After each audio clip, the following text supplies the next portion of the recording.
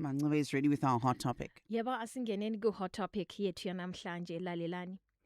Hi KVG Nedari. I am a guy aged 44 years old, writing to you with a hot topic. I'm married with 3 kids, recently relocated to Zimbabwe a few months ago. My wife knew that our stay in the UK was not permanent. I told her we are here to work. And after 16 years of working like slaves, we came back home. I built a 4-bedroom house in a middle-density suburb with the help of my in-laws. My tejara worked for a bank and he helped us to acquire the land.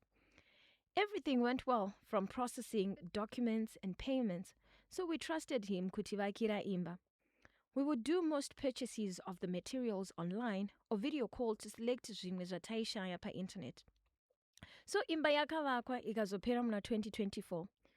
Pama pictures, imba yaive yakanaka KVG. But patakazoiona, I was disappointed. The builders did a shoddy job, and material imwe was cheap, imwe iri top quality. It was clear Baba would mix cheap and quality brands, imwe mari vachisa muomwe. I spoke to my wife, aona imba. Tikaita setiri kuwirirana kuti we needed to talk to Baba na moms about nyaya yemba. After she visited them nevana one weekend, her position changed and told me kuti hazviite kutongesa vabereki about imba. Let's just use our savings to fix the house.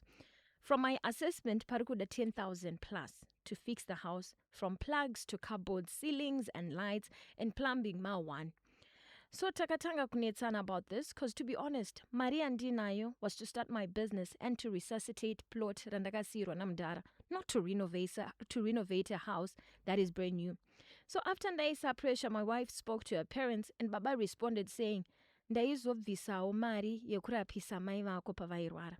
And the shocking thing, he never mentioned, not once, kuti mai varwara.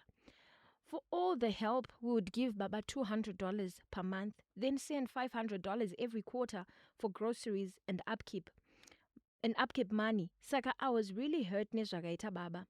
Now my issue is, I cancelled muchato and told my wife kuti budget ngariende kuimba, and we fix everything since tisina chatingaite kuna Baba. She refused, saying we had already sent my invites and paid a few deposits to service providers, and iye arikuchika kunyara more than anything.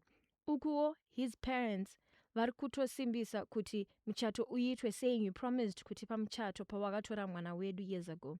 To tell you the truth, I'm so angry with my wife and her parents zvekuti ndamomuti aende kumba kwavo ambonyatsofunga zvaari kuda. Kudari, am I being unfair to my wife, and what's the best way to manage my finances, since I strongly believe that my savings are for new business? I rather sacrifice muchato. Imi munozvionawo sei? Please help. Yeah. Iyo i-hot topic yethu yanamhlanje. Tinotenda Manxiwe.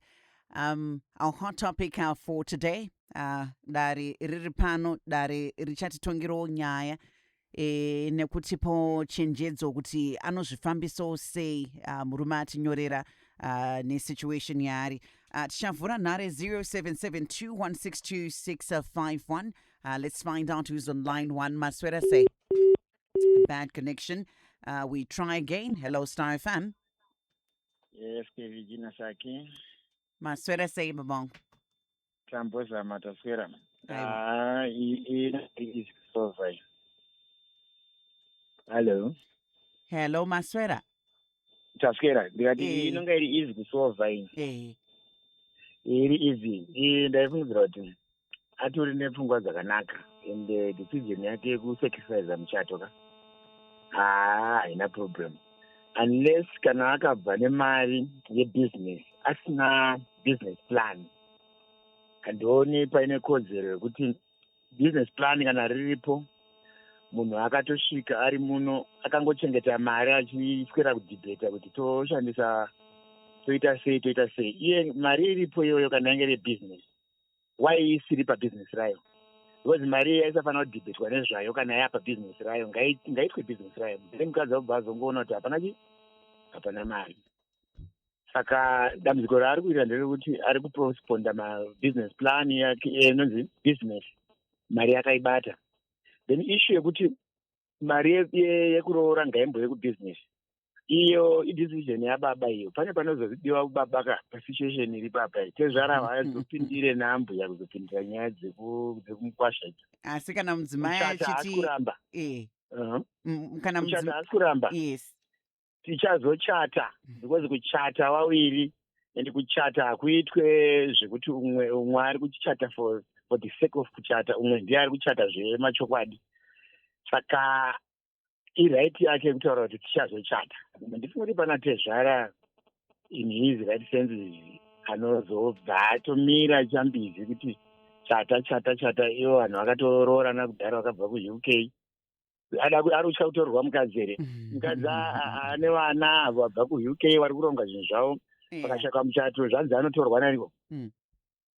Saka decision yake iri right. Chandi kutoona chaari kunonoka pa ndechekutora mari akabva nayo achiti ndeye business, achiramba achidhibheta nayo isi kuita business because handina kunzwa pamenshina business kuti ratanga here. Mari haichengetwe, ngaitwe business iroro. Tinotenda maita basa. On 0772162651 pane pandanzoti pane panofanirwa kushandiswa ubaba handitika kuti ndini baba inini ndiri kuti muchato ngaumire wotomira. And I think that's the conflict yavari kuita nemudzimai azoita kuti mudzimai anga achiramba achitsikirira nyaya yemuchato kuti aiwa takatoita mainvites tikatobhadhara mama-service providers, but hanzi ndo paunoyo sababa yoti aiwa inini sababa ndiri kuti hapana muchato uri kuitwa. Kutaura zvino tiri kunzwa kuti mudzimai ari kumba kwavo nenyaya yekuomesa musoro pamuchato. That's the reason why this is a hot topic now. Ari kuti am I being unfair to my wife?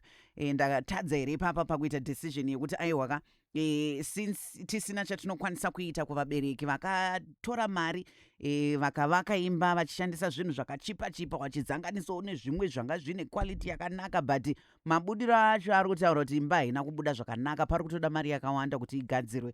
And the wife is saying muchato pamberi. Star FM, hello? Hello. Hi, Maswera say. Let me switch off my radio. Thank you so much. I think a piece of advice andingampa ndeyekuti vabereki vatongeswe. Yeah. For starters. And muchato uri kudiwa the wife aiwa hauna kana basa, muchato ingori ceremony. I think he should just put his foot down obva ati hakuna muchato uri kuitika. But vabereki kana achida kuti mangwana zvikozomuitira zvakanaka vabereki vatongeswe. Okay, thank you so much. Are you saying this semunhu ari kunze kwesituation, muri situation imimi maisaita nharo nemurume wenyu nenyaya yemuchato?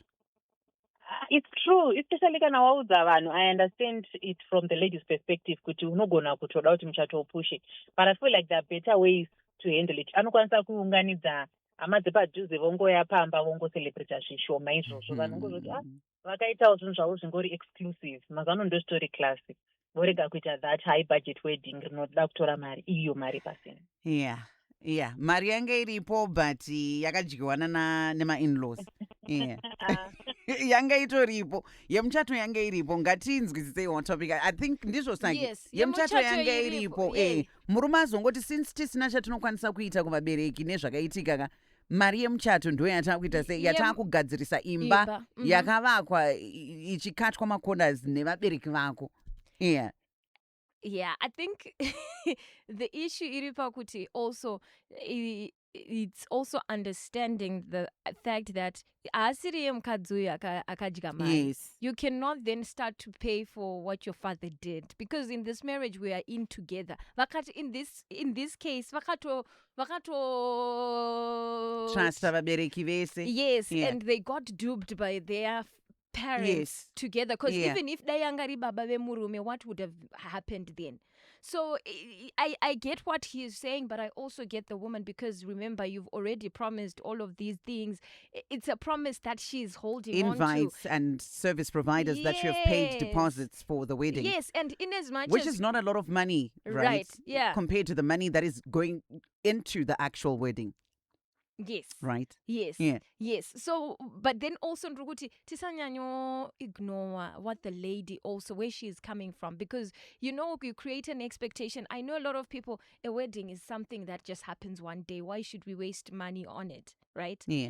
But to this woman, remember, you've been promised, they've been together for 16 years. Yes. And she's been waiting for this wedding for 16 years. Yeah. Now they have saved up enough for a wedding. 16 years later. And now akunzi mari yoyo yemuchato ngaichienda. I think I also agree with the Koloti. Maybe a compromise should be done.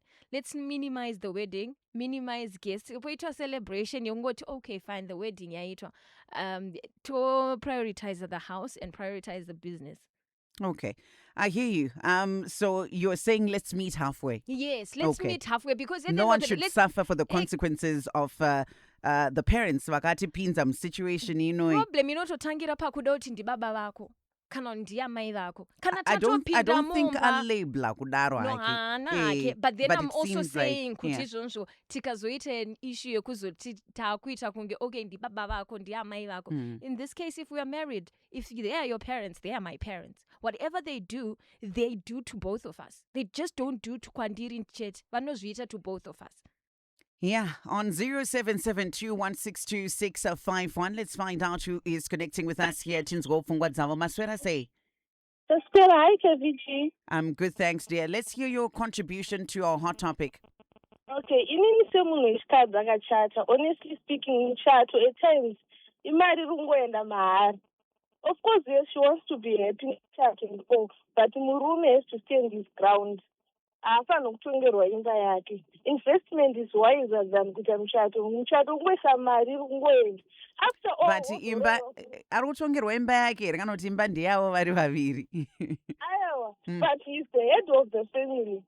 Ndiye anofanira kuita the main decision. Kana mari iri yebusiness ngavaite zvebusiness, not kuti mari enda kumuchato. Yeah, mari yazokoneswa yemuchato. Mari yemuchato yange iripo asi yazokoneswa nekuti baba pavakavaka imba vakavaka vakaita basa risina kunyatsoita kuitwa nemazvo. So mari yemuchato yakuenda kunogadzirisa imba, ndo pane nyaya. Zvirevo kuti mari yemuchato yange isipo, yange itoripo. Expectation yemudzimai uyu yange isina kuipa nekutoti vanga vakatotaura vachiti tichisvika kuZimbabwe tichanoita muchato, asi maplans azochinja ndopa kuita kakubvutirana mukadzi nemudzimai manje mudzimai nemurume wake panyaya yemuchato.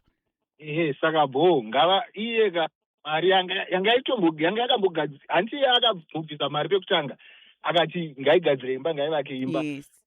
Mari ikadyiwa hanti. Yes. Mari iyoyo yemuchato ngaigadzire imba. Because imhosva yavo avo vakamboshandisa mari. Yeah.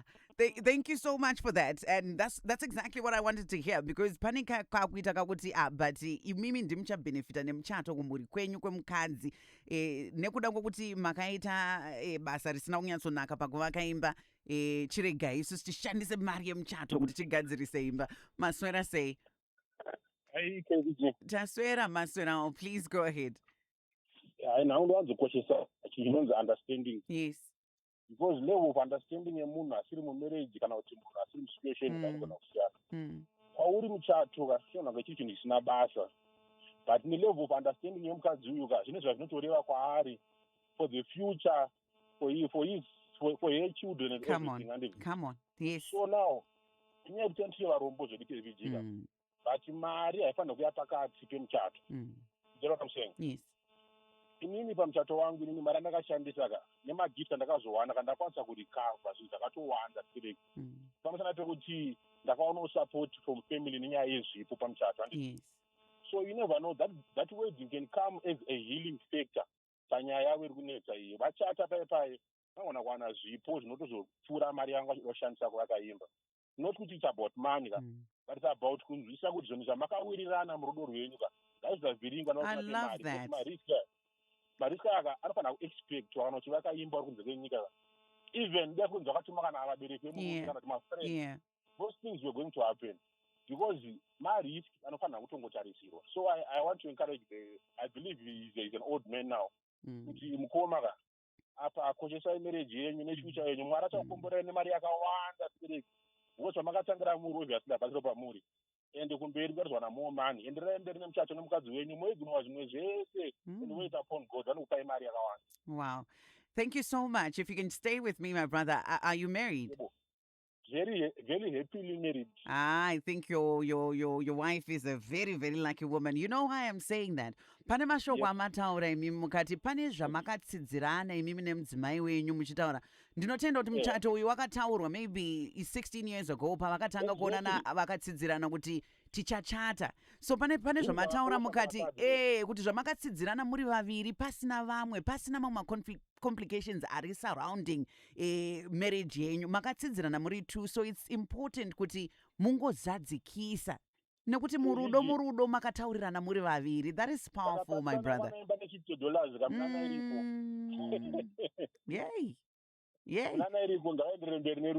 I love that. Kuonesa now. And it is 0772162651. I love how you guys think. Nekuti sometimes unogona kuuya iwewe une muono wako uri linear. Usiri kuda kana kukona wakangotarisa uchiti aiwa ngazvidai. But also just speaking from his contribution, I think he's got a point. He's got a point, something that he can think about as well. Let's find out who's here. Star FM, hello. Hello, Maswera sei? Taswera Maswera baba wangu, munoitongo sei muchibatsira sei baba vatinyorera vari musituation iyi? Ya, ngandichinzwa vamwe vachitaura nyaya yekudhira nemaassumptions ekuti tikachata kuchauya magifts akawanda ka inoona kuti kwadza. Saka nemaonero andikuita situation iri muZimbabwe yakasiyana nekwavanga vachigara. Saka zvandanga ndichifunga ndezvekuti it's better tomboita business. Kana business richinge rafamba vochiita zvavo zvemuchato, because atotanga kuradza kunzwisa murume. Saka mukadzi ngaachinzwisawo kuti vabereki vedu hedu but vari kusaidi kwemukadzi, zvekuti dai anga ari murume benzi angadai akatanga kana kutopopota kana kuti akatodzinga mukadzi. Saka apa zvakanaka kuti vese vacompromise. Yeah. No, thank you so much. The question is, I think as a woman, after waiting for so many years for this promise that your husband, has made, kuti aiwa tichachata mdikani, unooramba uchifunga kuti zveshuwa, alright, fine, taita business, muchato uchazouya here. Tinenge tisingazoda kuti mudzimai afe ane chigumbu. Ngozi kayo, ndikutamba. Ndikutamba. Hello, Star FM.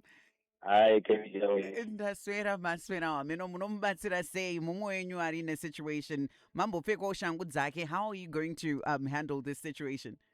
I think the problem actually is a big one because since we can't deal with our family, yes. My in-laws, I think we have to deal internally in okay. Kuti baby, one situation yakamira so. Mari iripo ndeyekuti tiite business. Muchato hatina kuti hatichareita tinoita muchato, but we just need to just postpone for now so that we get our feet together. Because nyaya iripo ndeyekuti in other countries these are different scenarios and different situations. Yes. In Zimbabwe you deal with what's there, not kuti you have to say kuti tinochazowana magifts. What if you don't get any gifts or you get gifts that are not to the value of what you expect, and you now already have a family that you need to take care of? Those same people to Miramari, Vanamai, Nanababa, they'll come back to you. You were there in the UK, yes. and you had saved money. Still, that money is not enough. But if one of the Lokangana vote in the Vakashanza Mari, Vakashanza Mari, and Vana, that quality of life where they can be just getting basic. Not to say they have to live luxury, but just basic. Yeah. But it becomes a challenge now. But for the wife, if she was mine, I will ask her politely and give her the facts. Baby, we are in trouble. The situation is we have to deal with the cash. We run our business. And then business, we are not saying we are going to fail in business. In business, we have to make sure that we go forward with our business and we prosper. And then we get wedded. We get wedded. Apa vachafana kuchata zvongoti vangofulfill maplanks. A wedding is supposed to be something that you cherish for the rest of your life. You have to do things kuti mumu wangu anofara. You have to have those memories to say, baby, you remember when we got married? Yes. This is what happened. Yes. And we people ate. And those people who do that, vanenge vatoni mafriends avo vana mama yavo vanenge vatoni mafriends avo kuchechi vamasahwira vozo zvazoita kamuchato kaka apa mwana anga achidzi ari kuUK for 16 years. Oof. Yeah, it's a difficult one. Inogona kunge yainga ichitonge yakareruka ichiverengwa naSaki, but apa takunyatsoona kuti Azvina kureruka. We are Star FM sounding good all the time. Our friends are from Old Mutual, the proud sponsors of our Hot Topic. Kwatrukuti Isu do great things every day. We'll be back shortly after this. Feel good technology. Feel good technology. When your business has to stay online, when every second counts every time, you need solutions that are proven and true. Smart, affordable innovation built for you. Reliable system, secure by design, lowering costs while raising the line. Through every challenge, every climb, we stand committed. Now and over time, peace of mind. That's what we deliver. Peace of mind. That's what we deliver. Peace of mind. Nandi Mutandi, Africa's digital resilience partner. That's what we deliver. Tave kuunza bengi pedyo nemi ne Stanbic Bank Agency Banking. Mave kukwanisa kudeposita nekutora mari muri kumaraini. Kuburikidza nema Stanbic Agents. Hapa sisina kufamba nzendo refu. Hapa sisina kutambisa nguva muri mumakiu marefu. Shanyirai Stanbic Agent ari pedyo nemi. Muwane banking iri nyore yakachengeteka. Uye iri pedyo. Stanbic Bank Agency Banking. Pamusuho wako. Zvava kuyendeka kumaraini ne Stanbic Bank. Stanbic Bank is a registered commercial bank and a member of the Deposit Protection Scheme. If you need expert auto body services, visit Supreme Panel Beaters at 118 Mutare Road, Masasa, Harare. We are the best at panel beating, chassis straightening, spray painting, rubberizing, paint protection film, vehicle towing, windscreen and vehicle accessory fitment, plus a whole lot more. Call or WhatsApp today, 0785 685 203. Supreme Panel Beaters. Baba Ndi Baba, in the game since 1991.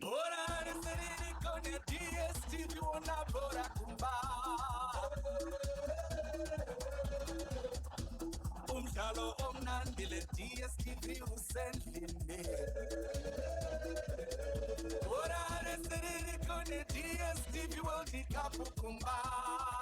Enjoy all 104 matches of the FIFA World Cup 2026. Get a decoder for just $10 and watch all games for $16 on DSTV Access. Alright, magari vekunyanga nguva yamunofarira yasvika mutambo wechibuku neshamwari atatarisana nawo musi wa20 June pa Mandel Bar kuwatsomba panenge paine mafaro ese uyu mukana wekuti titandare tichiona zvikwata zvichikwikwidzana nekutamba pamberi pevanhu kunenge kuine mibairo yakasiyana-siyana magroups nemunhu wese anenge aripo anenge ane mukana wekuwina zvakare saka usapotsa mukana uyu yorira ngoma shamwari chibuku neshamwari yasvika 0772162651. First of all ina munhu kunongati zvara vari kujairira mukwasha vakabva vamujairira zvekudaro one wodya mari yake okay mari yemwana wenyu mune mukwasha but iye ndiye baba wekumba kwake saka makadya mari yemumwe murume makatomusaiza because ndiye baba wekumba ikoko imi motsika madziro moti mwana wedu anochata. Actually muchato ka hautombofaniri kuita muchato unodhura stereki unogona kungoita muchato mumwe mongoita small gathering vanhu vofara ngakate budget remuchato right significantly not to cancel all together ngakate budget rachona significantly ari kuda kuchata ochata nemari iri nani yasara wogadzirisa imba hapana chitsotsi apa yebusiness ngaasatomboibata zvake. KVG nedara apa hapana kana nyaya chekutanga tizvara ngaasungisa andimurwa mira unoti hapana nyaya sei uchida kusungisa tagenerate mari first nendozoita zvekufadza vamwe nemuchato simple.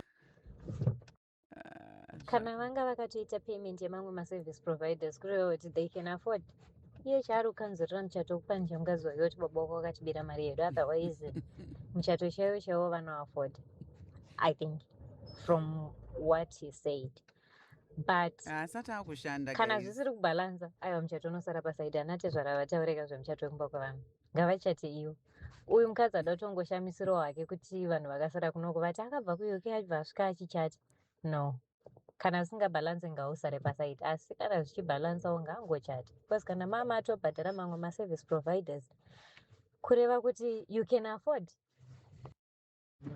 Yesaki FKVG vakomana dress rewaiti munoriziya here mimi vakomana vakadzi ava vanoda dress rewaiti vakomana mudress rewaiti hamuna chirimo ndechekupa wana Saki nana KVG nesu makosolo enyu kuti timafadaye pamuchato apa pamuchato zvemachokwadi hausi necessary muchato apa ngativei ngochete vakadzi vane pressure hauna chaunokwanisa kumuita kana ati ari kuda muchato muchato hende regerai zvemuchato apa.